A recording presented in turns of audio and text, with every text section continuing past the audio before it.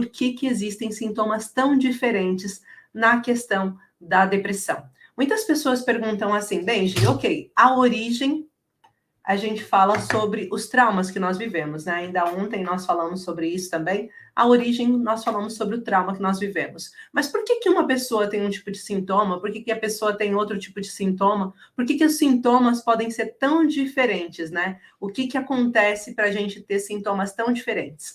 O órgão responsável por categorizar a depressão, né? Existem vários tipos de depressão, e o órgão responsável por categorizar fica nos Estados Unidos. E ele segue a ordem, né, das desordens mentais.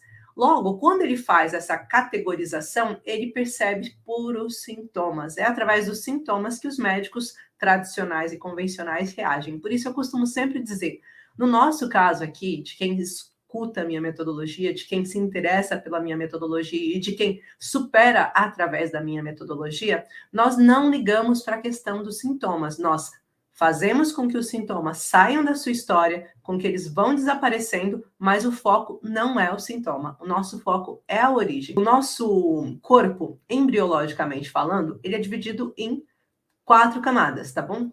Eu ia falar 5, mas são 4 camadas que ele é dividido. Na verdade, ele é dividido em 3, mas tem uma camada que ela subdivide-se em 2. Então, nós temos o tecido, quando nós somos formados embriologicamente, nós temos o tecido ectoderma ou endoderma e o mesoderma novo ou mesoderma antigo, que é assim que a gente subdivide o mesoderma.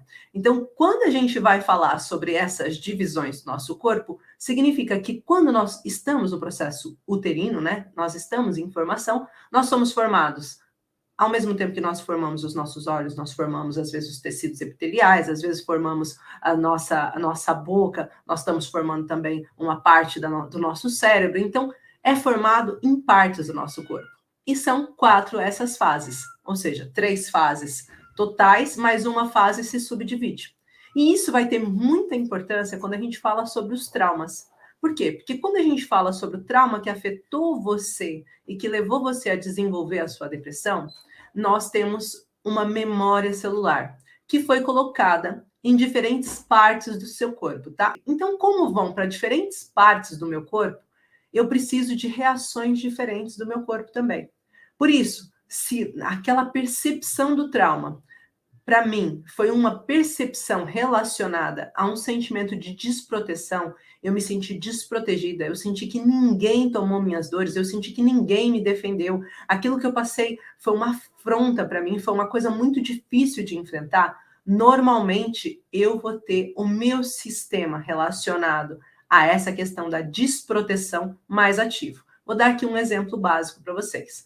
Quando a gente fala de pessoas que estão com depressão e que tem um trauma que está relacionado à nossa desproteção, essa pessoa não só tem depressão, como pode trazer, né, melasma, como pode trazer acne, como pode trazer o aparecimento e o surgimento de manchas na pele, hematomas viajantes, aqueles hematomas que vêm e voltam, né, que são muito conhecidos também pela ansiedade, né, principalmente a púrpura, né, que é muito conhecido dos estresses. Então, esses sintomas são relacionados ao escudo da desproteção, que é o escudo que cobre esse mesoderma. Ou seja, automaticamente, quando nós estamos falando de um tipo de escudo, um tipo de memória celular, aquele tipo de impacto do trauma que você viveu, que te colocou na depressão, ele traz essas consequências, ele traz um outro lugar, ele traz uma relação para você dos seus sintomas serem diferentes. Essa é a visão que eu quero trazer para vocês. Por quê? Por que essa visão é importante? Porque muitas pessoas perguntam, no meu caso, Gi, por que a minha depressão ela não traz desmotivação? Por exemplo, ontem eu estava conversando com uma paciente que ela disse que ela não tem sintomas de desmotivação. Pelo contrário, ela está categorizada como uma depressão, ela sabe que ela tem uma depressão, mas ao mesmo tempo ela tem muita energia e não consegue parar quieta em momento nenhum, está sempre ativa de um lado para o outro. Por que isso acontece? Por que isso é possível de acontecer quando uma pessoa, mesmo com depressão, apresenta sintomas como esse? Porque normalmente ela tem também a questão da impotência associada, um gatilho misto. E daí, quando ela passou por algum trauma de impotência, para ela não consegue ficar parada. Ficar parada para ela é como se ela estivesse morrendo. Então, ela tem uma necessidade de urgência, de fazer tudo ao mesmo tempo. E, normalmente, quando a gente vai desmembrar isso, né, essa pessoa passa, então, a apresentar sintomas de uma depressão que a gente chama de depressão bipolar. Uma depressão que ela tanto tem um momento em que está super embaixo, quanto tem um momento que está super em alta. Então, ela pode apresentar momentos de tristeza durante o dia, mas ela está como se ela estivesse numa euforia, num sentimento de vibração, de energia, sempre muito para cima. Isso é porque nós estamos aí calcadas em cima da ação e movimento. E a ação e movimento fica pedindo mais movimento e a pessoa vai apresentando esses sintomas. Aí eu acho que já dá para vocês perceberem o quão diferente é quando nós falamos. Então, dentro do processo que eu trago para vocês, né? É sempre importante a gente entender qual é o escudo que está por trás, qual é o gatilho que está por trás, qual é a âncora da imagem que está por trás. Porque, senão, a pessoa passa só a tratar dos sintomas. Por exemplo, se você vai no médico psiquiatra, o que é o normal dele fazer? Ele vai fazer uma série de questionário consigo para perceber que tipo de depressão você está apresentando, e a partir daquele tipo de depressão, ele vai combinar certos medicamentos que podem agir estimulando ou neutralizando alguns hormônios que você tenha no seu corpo.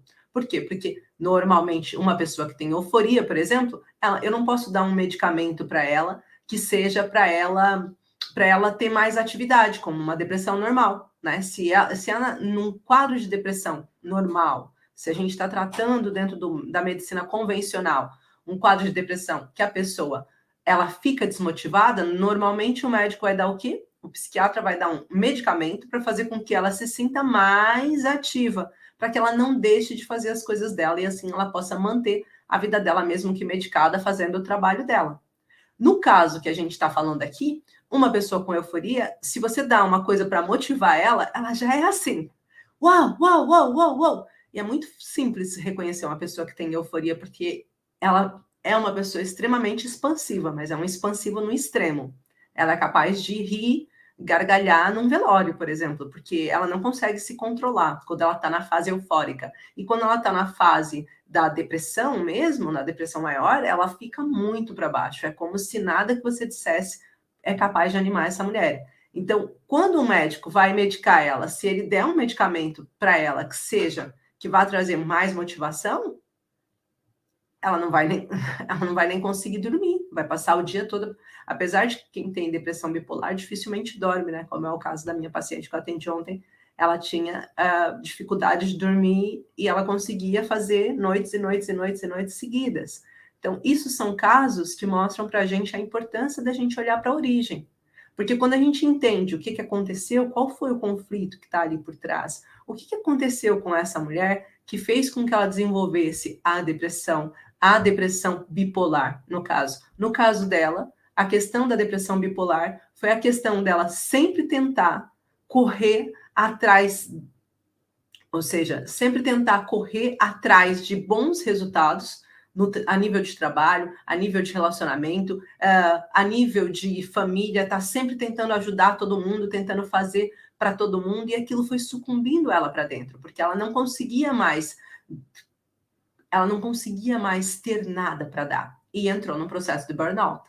Por quê? Porque entrou numa estafa tal, que levou ela totalmente para a depressão, primeiro, e depois dessa depressão, quando já estava naquele estágio, passado um ano, ela inverte, então, o sentido e volta a trabalhar com o gatilho da impotência, ou seja, ela agora já consegue fazer mais coisas para conseguir ganhar tempo. E quando a gente fala sobre isso, é importante a gente entender esses dois quadros que tem por trás: o ganho de tempo, né? E a multiplicação, porque isso que nós estamos falando é a lei da nossa vida. Tudo na nossa vida, tudo, tudo. E quando a gente consegue ter essa consciência, melhora muito a nossa resposta dentro de um tratamento. Tudo na nossa vida tem a ver com a lei da sobrevivência da espécie. O tempo todo nós estamos organicamente tentando sobreviver mais. O nosso corpo faz isso instintivamente. Se você estiver vendo uma floresta pegando fogo, você vai entrar nessa floresta? Não. O seu corpo não vai entrar. A não ser que você tenha um motivo muito grande para entrar nessa floresta e que seja algo que para você seja mais importante do que sua própria vida. Senão, você não vai querer entrar nessa floresta. Você vai ter tendência a se afastar. Se você vê uma coisa que faz risco à sua vida, que parece que vai fazer com que você passe mal, que faz com que você entre em crise de ansiedade, que faz com que você fique ainda mais depressiva, você vai querer ter contato com isso? Não. Então, esse é o princípio básico. Por isso que tantas pessoas com depressão acabam se isolando. Elas se isolam porque elas sentem que se elas continuarem lidando todos os dias com aquele conflito, elas vão piorar. E é engraçado porque... Engraçado, não é engraçada a palavra que eu deveria usar, mas, por outro lado, é extremamente interessante a gente perceber que a depressão, ela está relacionado com o fato de a gente precisar ganhar tempo. Essa necessidade da gente ganhar um tempo para conseguir resolver o conflito. E o conflito é a origem.